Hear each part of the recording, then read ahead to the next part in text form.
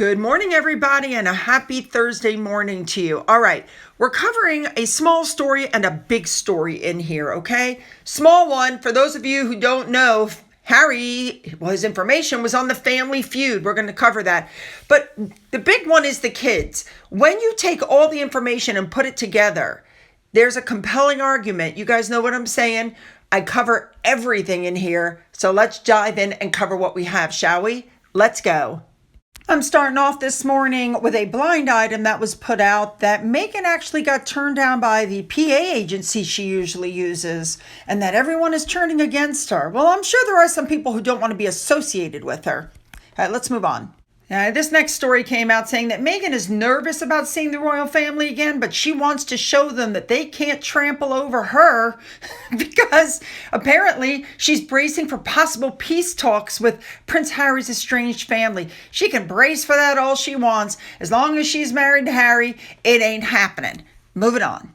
All right, here's one of the two stories we're covering today. For those of you who don't live in the United States, there is a TV game show called Family Feud. It's hosted by Steve Harvey. It's been on the air since 1976. And what happens is two families compete for a cash prize by naming the most popular responses to survey questions that have been posed to 100 members of the public. So apparently there was just an episode where two families, one was called the Hernandez family and the other one was the Colley, and they were having to give the 6 most well-known facts about Harry. Obviously, the fact that he's Diana's son was the second top answer. Anyway, the first person to get the answer right passes the baton back to the family and they go back and forth. But the top 6 answers were, number 1 was married to Meghan. 2 was Diana's son. 3 was he's a redhead. 4, he's a prince. 5 was hottie. That's about the dumbest answer I've ever seen because there ain't nothing hot about him. And 6, balding. Well, that's absolutely true. Let's move on. All right, this story is coming up again. And one of the things that irks me is that Harry himself went around going, it just hurt me so bad to think that people think that I belong to James Hewitt. How could people think that? Well, gee, he has now done the exact same thing to Archie. Let me explain. To start with, throughout her entire, and I'm air quoting, pregnancy, we were subjected to the appearing, disappearing, swaying in every way possible baby bump. Everybody was shaking their heads going, what the hell is this? She's, it's squishing down flat when she bends over. She's 8 months bending down without spreading her legs. People couldn't figure out what the hell was going on with her. Obviously, something was off, seriously off. And then, of course, we had she went to see the puppy dog and she bent down. And when she got up, her belly popped out to meet her hand at the same time that there was a popping noise. So, yeah. And during the Netflix special, she tried to prove she was pregnant by putting this picture in the Netflix, which, as you can see, the head is cut off, so you can't even see it's her. And then she shared a quote-unquote ultrasound picture with no name or date on it. So, quite frankly, it could belong to anybody. So at 2 p.m., an announcement was put out that Meghan was in labor. The problem was she'd already had the baby, supposedly, and was back home at Frogmore. Then you have the easels. These are the 3 birth certificates from William and Catherine's children, all signed by the doctor who witnessed the births. Archie's birth certificate, or Archie's birth notification, is unsigned. I think that's because the doctors refused to certify a birth that they didn't witness because possibly a surrogate had this baby. That's just my thought process. Then, of course, when Catherine had her announcement, the wording was different than when Meghan had her babies. Catherine's announcement calls George her child, but Meghan's announcement simply calls, Archie the baby. Then this tweet was put up and then removed almost immediately, saying that a surrogate was used. Then, of course, Harry stood in front of the stalls going, oh, how women do what women do, and we have a healthy boy. But he never said, Meghan gave me a son. Watching Meghan give birth, to a baby. He never said any of that. So the next thing that happened was 2 days later, they go to show the baby, and Harry says, quote, everyone says that babies change so much over 2 weeks, so we're sort of monitoring this changing process over the next month, but his looks are changing every day. So people were like, wait a minute, He's supposed to be 2 days old, not 2 weeks old. Something is wrong here. Also noted was the way Harry was holding the baby. Nobody was able to get a good shot of the baby's face. They actually asked him to turn so that we could see the baby. Nobody saw the baby flinch, blink, breathe, or move. And people began to question what was really going on. What you did see was a small, what looked like a doll almost, wrapped up in a blanket and just being held. It was the weirdest thing. Now, a bit more of information. In the Netflix docuseries, Meghan said she wanted to give birth at Portland and have the baby moment out front like everybody else, but was told no because it would block the emergency department. Of course, we found out later on there is no emergency department at Portland. That was a lie. So she changed her story from the Oprah show to the Netflix series as to why she didn't take the obligatory photo. Let's also not forget Sarah Ferguson had both of her children there and she had no problem with the photos out front. Now the next thing happened. Harry came out with his story of the birth where he claims that Meghan Markle ate a full meal, got 2 epidurals, and then got into the bath. You can't get into the bath water with an epidural. That's a lie. You're not supposed to eat in case you need an emergency C-section. So either she has really incompetent doctors or that's a lie. And then to top the entire thing off, Harry admitted to using all of Meghan Markle's laughing gas for himself, so he's getting high while she's giving birth. For some reason, I have no trouble believing that one.